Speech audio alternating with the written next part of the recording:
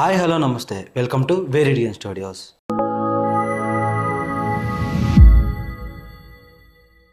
మనం రేడియేషన్ అంటే ఇప్పుడు భయపడుతూ ఉంటాం కదా, కానీ 1917లో రేడియంని ఒక అద్భుతమైన పదార్థంగా చూసేవారు. అది చీకట్లో మెరుస్తుంది. అమెరికాలోని న్యూ జెర్సీలో ఒక పెద్ద కంపెనీ అయితే ఉండేది. అక్కడ వందల మంది అమ్మాయిలు అయితే పనిచేస్తూ ఉండేవారు. అక్కడ వాళ్ళు చేసే పని ఏంటంటే వాచెస్ లో ఉండే నెంబర్ల పైన రేడియం పెయింట్లు అయితే వేయడం. దీనివల్ల ఆ వాచ్లు చీకట్లో కూడా మెరుస్తూ ఉంటాయి. ఈ జాబ్ ని అప్పట్లో elite job for poor working girls అని అయితే పెట్టారు. ఎందుకంటే జీతం చాలా బాగా ఇచ్చేవారు.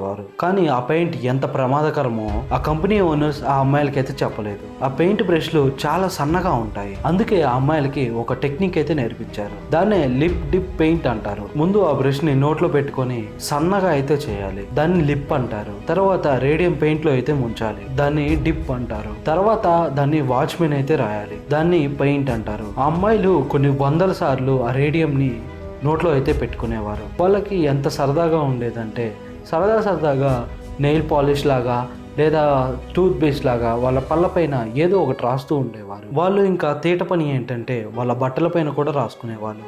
ఎందుకు అంటే చీకట్లో ఏంజల్స్ లాగా మెరుస్తామని. కానీ కొన్ని సంవత్సరాల తర్వాత అసలు నరకం మొదలైంది. ఒక అమ్మాయికి పన్ను నొప్పి వస్తే డెంటిస్ట్ దగ్గరికి అయితే వెళ్ళింది. అక్కడ డాక్టర్ పన్ను పీకగానే దవడ భాగంలోనే కొన్ని ఎముకలు కూడా బయటకు వచ్చేసాయి. ఆ రేడియం వాళ్ళ ఎముకల్లోకి కూడా వెళ్ళి సెటిల్ అయిపోయింది. అది లోపల నుంచి ఎముకల్ని తినేయడం స్టార్ట్ చేసింది. వాళ్ళ దవడలు రాలిపోయాయి, కాళ్ళు విరిగిపోయాయి, వాళ్ళ శరీరంలో రక్తం తగ్గిపోయి కణజాలం అయితే కుళ్ళిపోయింది. అయినా సరే ఆ కంపెనీ మాత్రం మా తప్పేం లేదు అని అయితే వాదించింది. ఆ అమ్మాయిలు మంచం మీద ఉండి చివరి దశ వరకు కూడా కోర్టులో అయితే పోరాడారు. వాళ్ళ పోరాటం వల్లే లేబర్ లేడీస్ అనే ఒక చట్టం అయితే తీసుకొచ్చింది. అతి భయంకరమైన విషయం ఏంటంటే ఆ అమ్మాయిల శవాలని పాతిపెట్టి 100 ఏళ్ళు దాటినా కూడా వాళ్ళ శవాల దగ్గరకు రేడియేషన్ మీటర్ కానీ తీసుకెళ్తే అది బీప్ సౌండ్ అయితే చేస్తూనే ఉంటుంది. వాళ్ళ ఎముకలు ఇప్పటికీ మెరుస్తూనే ఉన్నాయి. అందం కోసం ప్రాణాలు తీసుకున్న ఒక విషాద కథ ఇది.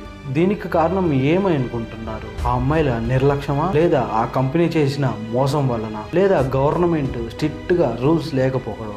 దీని గురించి మీరేమనుకుంటున్నారో కామెంట్ సెక్షన్ లో అయితే కామెంట్ చేయండి. మనం తెలివి అనగానే మనకి ఎక్కువ బ్రెయిన్ ఉండాలి అని అనుకుంటాం. మనుషులు, కుక్కలు, డాల్ఫిన్స్ అన్నీ కూడా తెలివైనవి అని అనుకుంటాం. అసలు కళ్ళు, నరాలు, అసలు బాడీలో ఎటువంటి ఏమీ లేని ఒక బోజు అండ్ వైరస్ గురించి అయితే మాట్లాడదాం. కానీ దానికి మనిషి కంటే ఎక్కువ తెలివైతే ఉంది. అది మీరు నమ్ముతారా? ఇది ఒక జంతువు కాదు, అలాగే అని ఒక మొక్క అయితే కాదు, అలాగే ఒక ఫంగస్ కూడా కాదు. ఇది కూడా జీవుల్లో ఒకటి. అదే ఒక వింత జీవి. ఇది చూడడానికి పసుపు రంగులో ఉంటుంది. శాస్త్రవేత్తలు దీన్ని తెలివి టెస్ట్ చేయడానికి జపాన్ లో ఒక క్రేజీ ఎక్స్పెరిమెంట్ అయితే చేశారు.